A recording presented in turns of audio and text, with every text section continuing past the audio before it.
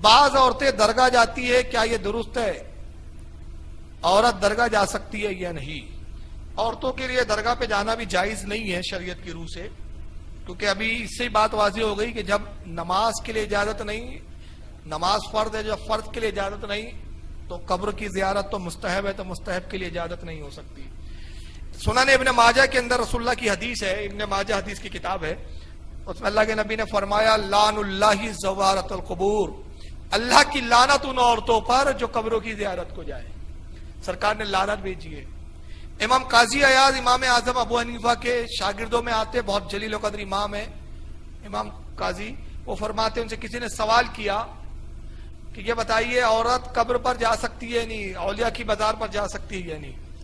تو حضرت امام قاضی نے فرمایا کہ عزیز یہ نہ پوچھ کہ عورت قبر پر جا سکتی ہے یا نہیں، بلکہ یہ پوچھ کہ جب جاتی ہے تو کتنی لعنتیں پڑتی ہیں۔ جب گھر سے نکلتی ہے تو فرشتے اس پہ لعنت کرتے ہیں، شیاطین اس عورت کو گھیر لیتے ہیں چاروں طرف سے۔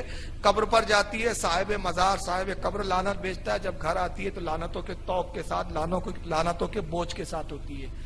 تو جس پر اللہ رسول کی لعنت ہو وہ کام کبھی نیک نہیں ہو سکتا۔ تو ہماری عورتیں کتنا ہی سوچے کہ نہیں صاحب ہم مزار پہ جائیں گے ثواب ملے گا، تو ثواب تب ملے گا جس پر نبی کہے کہ ثواب ہے، ہمارے اور آپ کے کہنے سے ثواب نہیں ہو سکتا۔ تو جب رسول نے کہہ دیا کہ لعن اللہ زوارت القبور، اللہ کی لعنت ان عورتوں پر جو قبروں کی زیارت کرے، تو جس پر حضور لعنت بھیجے وہ ثواب کا ذریعہ کبھی نہیں ہو سکتا۔ تو بہتر ہے کہ عورتیں گھر میں رہے، گھر میں ٹھہری رہے، اور گھر میں ہی جب مصیبت پریشانی ہو تو اس بزرگ کا تصور کر کے امداد کریں۔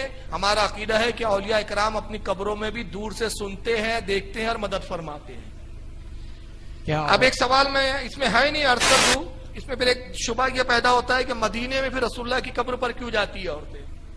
ایک شبہ ہوتا ہے، حالانکہ سوال میں نہیں پوچھا گیا ہے، لیکن کل کوئی آپ کو اس تعلق سے بدگمانی میں ڈالے، میں پہلے ہی عرض کر دیتا ہوں۔ اور رسول اللہ اور عام ولیوں کا معاملہ الگ ہے۔ وہ ایسا ہے کہ نبی پاک صلی اللہ تعالی وسلم پوری امت میں باپ کے مثل ہے، اور باپ سے کوئی پردہ نہیں ہے، ایک چیز۔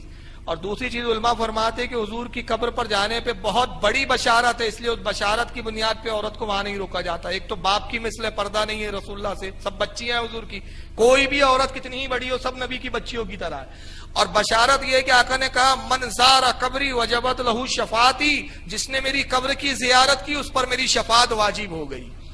تو اس بنیاد پر اجازت دی جائیں گی، لیکن دوسرا کوئی کتنا ہی بڑا ولی ہو وہ غیر محرم ہے تو اس کی قبر پر جانا جائز نہیں۔ یہ نہ سوچے بھائی داتا گن بخش لاہوری ہے یا حضرت بندہ نواز یہ تو ہمارے دادا کی طرح ہے، ارے وہ دادا وادا یہ سب منہ بولے رشتے ہیں، وہ غیر محرم ہے شریعت کا رشتہ۔ اب اس کے لیے میں ایک دلیل سنا دیتا ہوں آپ کو۔ سنن المسند میں امام احمد ابن حنبل روایت کرتے ہیں، مسند احمد ان کی حدیث کی کتاب ہے کئی جلدوں میں، اس میں حضرت عائشہ سے روایت کرتے ہیں کہ ام المومنین فرماتی ہے کہ جب رسول اللہ کا انتقال ہو گیا تو میں قبر پر جاتی تھی، اس لیے جاتی تھی کہ یہ میرے شوہر ہے اور شوہر سے کیا پردہ۔ پھر میرے والد ابو بکر صدیق کا انتقال ہوا تو میں قبر پر جاتی تھی کہ ابو بکر تو میرے والد ہے، اور کہتی جب عمر کا انتقال ہوا اور عمر کو دفن کیا گیا تو اب میں بہت کم جانے لگی، اور جاتی ہوں تو پردہ اوڑھ کے چھپا کے منہ، اس لیے کہ عمر سے مجھے حیا آتی ہے۔ تو یہاں سے پتہ چلا کہ عورتوں کو دوسری قبر پر جانے کا حکم الگ ہے، رسول کی مدار کی بات الگ ہے۔ واللہ اعلم۔